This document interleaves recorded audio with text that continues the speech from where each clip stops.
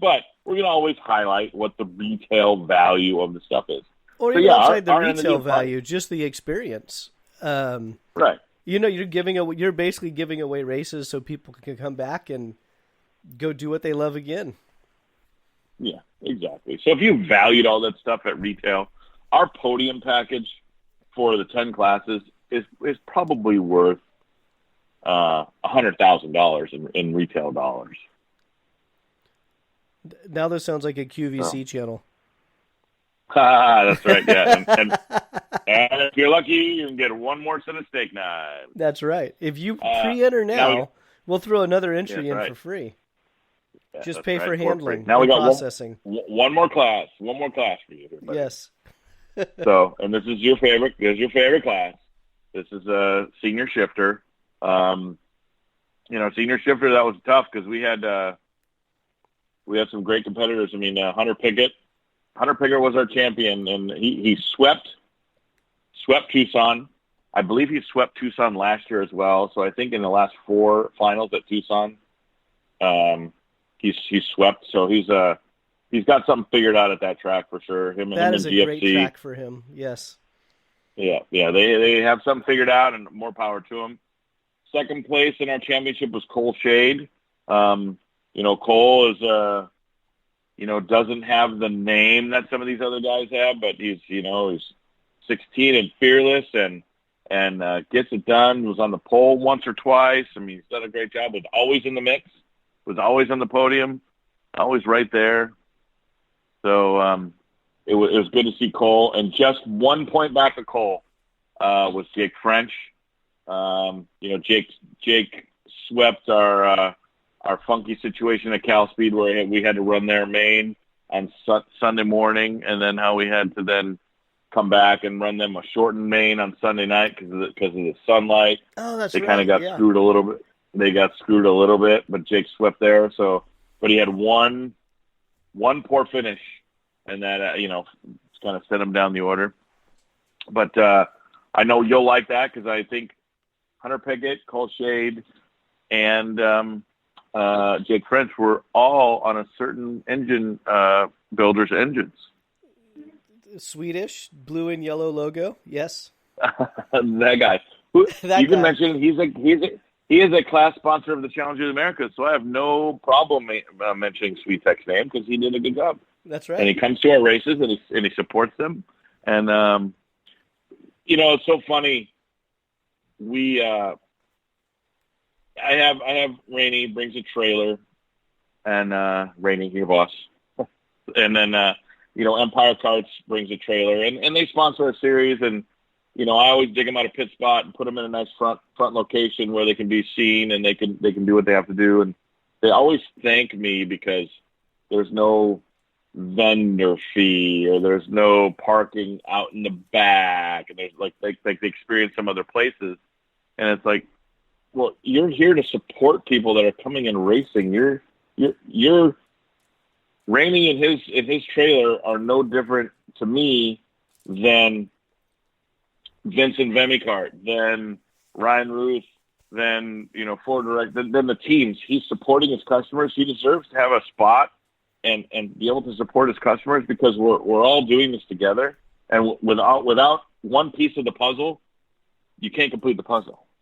So I'm always happy to have good quality sponsors that support our program, and I'm always happy to mention their name because they help me as much as I help them. Yeah, you're like 2 seconds away from getting me going on a rant. So I better start drinking I don't. No rants, buddy. No rants. No rants. This is rantless Thursday. That's right. That's right. Well, I know Rainey would appreciate that if he listened. We appreciate all our sponsors do for us. I mean, they do a good job, and hopefully we do a good job. I mean, look, sponsoring go-kart races can be costly to a sponsor. I understand that. I just try to make sure that I give them enough value back that it's worth it to them to do it and to come back. Yeah, and that's exactly it. It can't go one way. It's not designed to go one way. I mean, you can hope it's one way. You can hope people just come and give you free money, but that's not how it works. There has to be value. Yeah, especially when, like in our situation, when we go to the track, we are not paying for our gas bill based on the parts we sell at the track. It really is just that marketing plan of, okay, if we offer good service and they come back to us, hopefully there's enough left over to keep us going to the next event. Yeah. And that was the real bummer about Sonoma.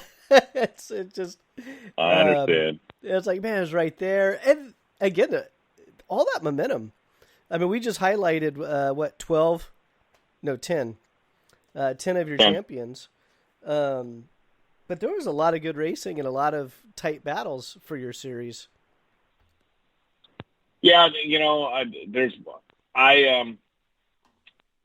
I'm not a talk about myself kind of guy. I'm not the guy that puts my own picture on my press releases. I don't know if you've ever seen that in some other places. That was a little come bit again, on the podcast today, you were chumming up with that camera pretty good. That's just the way it is, right? But I don't put up press releases with my face on it or talk about it, right? But there's one thing I do brag about. I invented my point system. My point system has been my point system for 13 years, and I completely made it up.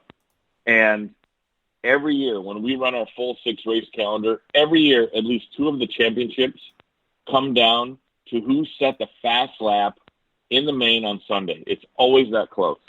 Wow. Because we have a championship that does not reward driving around in 15th like some of them do. It rewards wins, and but it does still keep it close enough because there's bonus points for the pole, there's bonus points for the fast lap. The pre-final has points, but a win in the pre-final is only worth 10 points, where a win in the final is worth 100. Like, I don't think a win in the pre-final should be worth the same. Some point systems are, a final's worth 100, but the pre-final's worth 80. No, that's not how. No, the final's the final. That's where everybody throws down. So that's where the points should be earned. Yeah, I would agree, and there should be small rewards along the way. Yeah, that's. But somebody told me a long time ago. At the end of the day, you're rewarding the consistencies for the main events. Yeah, I mean, you can. It happens in a rare time when a guy puts it on the pole, wins the pre-final, gets fast lap in the main, but finishes second, and he'll actually chip out more points than the guy that wins the main, but it's literally by 1 point or something, right? It's just the way it is. Like, if he wins everything else and then comes up short in the main, okay, he's close. But for the most part, the guy that wins the main is the guy that gets the most points every single day and by a fair margin.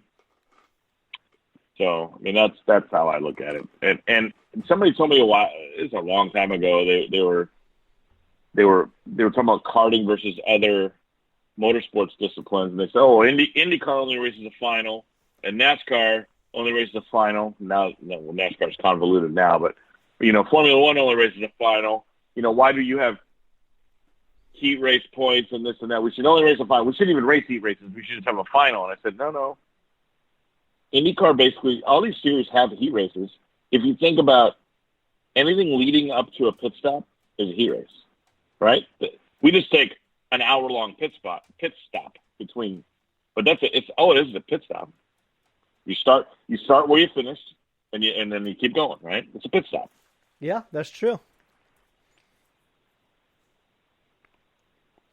That being said, I want to see how some of those people would respond if you said, "Hey, we're going to do a 2-hour main event, winner takes all." Oh yeah, well, some of them would whine. That being said, our CRC format, we actually do 2 heat races, and both heat races you start in the same spot. We do points to get to the main. So your qualifying determines your both heat race starting positions. Starting points, yep. And then combined points lead you into the starting position for the main. Correct. And the pseudo CIK style, where you get 0 points for a win, 2 for second, 3 for third, and so on. And then whoever has the least amount of points starts on pole for the main. If there's a tie, you're qualifying as a tiebreaker. Whoever qualified, further up wins the tiebreaker. You could save a lot of time by just picking. Don't And get then me started on invert the that field. because I think every club in America should do a P-pick invert. I agree. You want a rant? You want to get me started on a rant? Yeah, let's get. Yeah, I'm in 100% agreement at the club level because there's so many different positives to P picking and then inverting the field. I'll tell you the biggest one it is, teaches people how to race. Once again, I started like the grumpy old guy. So, and I've earned it. I've been around for 20. Well, I first got in the kart in 1983. Although I took a few years off in between. So that puts you up in the 30 or 40 year range. Exactly. So I got some years, right? But this stint has been from 96 straight. So I still got 24 years straight on this stint. And what P picking did was teach people how to not only pass safely, but it taught people how to be passed safely. Because if you were at your club, you always got a chance. You knew one of those heats you were going to start up front, even as a newer guy, right? You had your 1 or 2 races, 3 races with that X on the back of your helmet. By the time you got to the 4th race, if you drew 3rd, you were starting 3rd. That's just it. You can't start in the back forever. And you knew the class champion was starting 12th. And at some point, you knew he was going to pass you. So you had to make sure he got by you safely. Now, today's generation would maybe try to block or whatever. And in the past, you could probably block for about a lap and a half. And about the time you came around the second time, that class champion was probably going to put you into the weeds. And I'm not condoning that behavior, but I'm telling you that things were probably overall safer back then without body work and without all that stuff because of P-picking than they are now. That's my grumpy old man rant for the night. Yeah, I'm going to agree with you on that.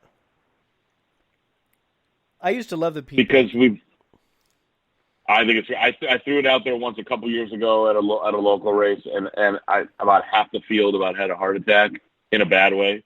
They could not believe you're taking away their fake how, racing experience of being the F1 guys they want to be. Yeah, but then by the end, most of them, the experience convinced them that it was good because they had a chance to race people they had never raced before. Mm-hmm. They had a chance to overtake people that they should have overtaken because they were slower than them. Right? They started behind some slower people. They got a chance to get overtaken by the fast guy and actually follow him for a lap or two or her as they wound through the field instead of I qualified 10th because that's about where I'm at. The fast guy's in the front row. He takes off. I can't follow him because I can't see his lines. I can't learn anything from him, and he's gone. But if you're starting 4th and he's starting 10th and he's digging his way to you and he gets by you, you're going to at least follow him for a lap or two till he gets to the next guy. So maybe you learn something from him. So there's definitely value at the club level to P-picking. Not at the regional and national level, no way. But at the club level, all clubs should have a minimum of half their races every year as a P-pick. I like it. That's going to be my slogan for 2021.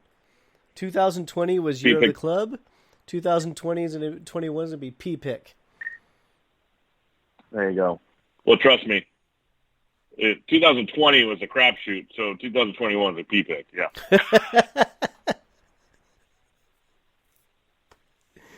Anything you want to wrap up with? Man, you and I always seem to talk for an hour and a half. We're on like an hour and 20 now. I know. It's crazy.